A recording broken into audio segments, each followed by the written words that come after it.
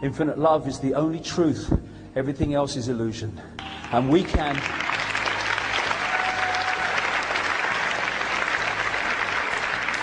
create an illusion that is a nightmare. We can create an illusion that is everything we've ever dreamed of.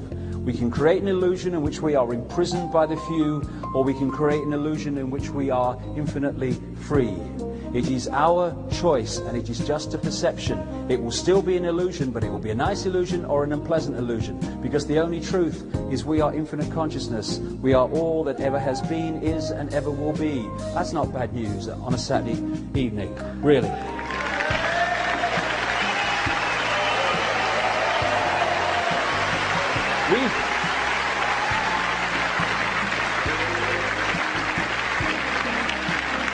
I go into this stuff in my last 2 books, but I can tell you, through my years of research, there's always been some force that said, look at this, look at this, look at this. And right through the 90s, it was, look at this, 5 cents, look at this manipulation, look at these connections, look at the way they manipulate, look at this. Then it was, hey, look, other dimensional entities, look at this other dimensional level of this. And now it's saying, this through synchronicity of my life, it's saying, this is what you need to look at.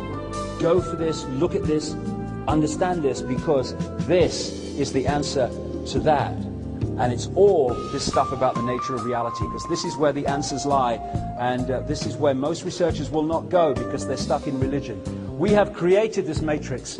We have created this false reality by going from infinite consciousness, taking on fear, more and more fear. These are pictures, by the way, by a brilliant artist called Neil Haig, a friend of mine, who has done the art in many of my books, including the last one. He's an absolutely brilliant artist.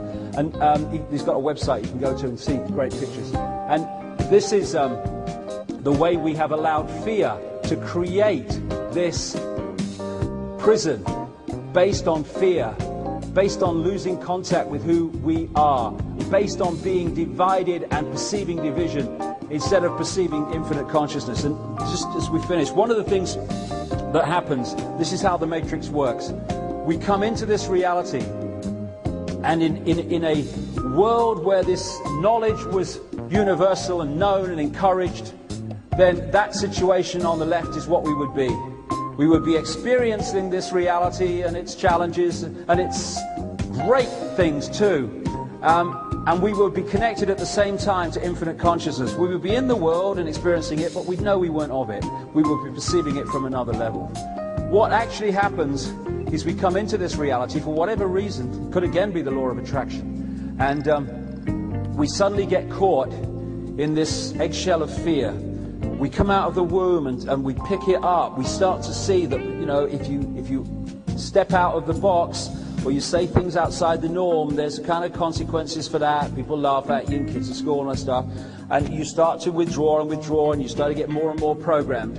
And so you end up being infinite consciousness, trapped in an illusory prison of our own creation, made up of a 4-letter word called fear and another one called lack of understanding of the nature of the world we live in, or another sentence, whatever you want to call it. And that's what it's been a long day. That's what we get caught in.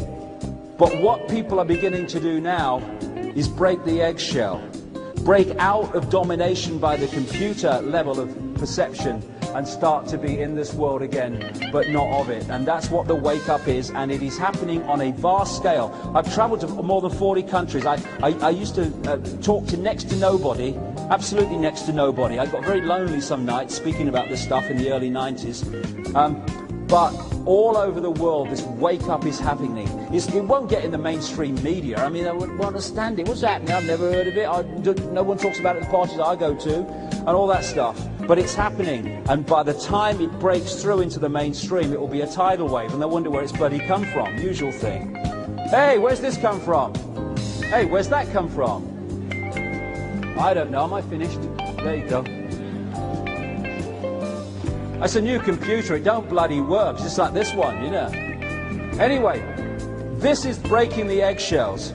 This is what we're doing now. We're starting to break out of this false reality and start to see beyond it. And that's the worst nightmare of the Illuminati. And that's one of the key reasons they're desperately, panic-strickenly pressing on with this Orwellian state. Because once you break through this level of perception into the infinite level and bring that down into this reality, you start broadcasting that around on the alternative internet between DNA on the same wavelength. You start to wake other people up. People say, what can I do? When you wake up, you cannot walk down a supermarket aisle past people without affecting them on some level. You cannot do it because your wavelength starts getting picked up. We are like broadcasting a new drumbeat.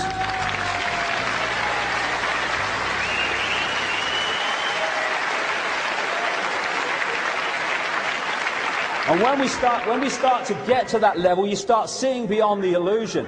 The Neo figure in The Matrix, once he started to break through at the end of that first movie and got through the illusion of death and realizing it's an illusion and it's not real, he stopped seeing those agents as they are on the left, and he started seeing them as they are on the right. Computer electronic energy fields. See that? Anyone that didn't see it before? Anyone that didn't see that before? The only thing you can see now is sex. Same with me sometimes. Because that which was subliminal has come into the conscious mind, no longer manipulating, clear as bloody day. And that's what this information is doing to people in changing their reality from division to oneness. Free your mind. First thing, realizing you are a slave, Neo. Realizing what the situation is, which was the first part of this talk. This is the game that's being played around us and we are pawns in. Then saying, I choose freedom. I don't want that. I am me, I am free. And then you go through this process, which most people have been through, of transformation. Hey, what happens when the transformation happens? You go down little country lanes, and there are birds twittering, and there are little nymphs and butterflies, and there's sweet music playing, because I have broken through. I'm spiritual now, and I have transformed so that I walk like this. What happens in the transformation? All sod in hell breaks loose in your life. That's what happened to me. A couple of years into this transformation of mine, I thought, if this is spirituality, you can stick it, mate. This is no fun. But if you keep going and you keep doing what you believe to be right, and you keep doing what your intuition, your knowing tells you, then you come through it and you break through it and you transform your life. Yes, I've been there, mate. Morpheus, I have been there. About 3 times yesterday and once this morning. Know thyself. This is the key for me. It's the kind of thing, know thyself. It sounds kind of trite, but there's a difference between thinking and knowing. The computer thinks. The computer has emotions. They're electrochemical processes. That's why chemicals can affect emotions, and emotions produce chemicals in the body.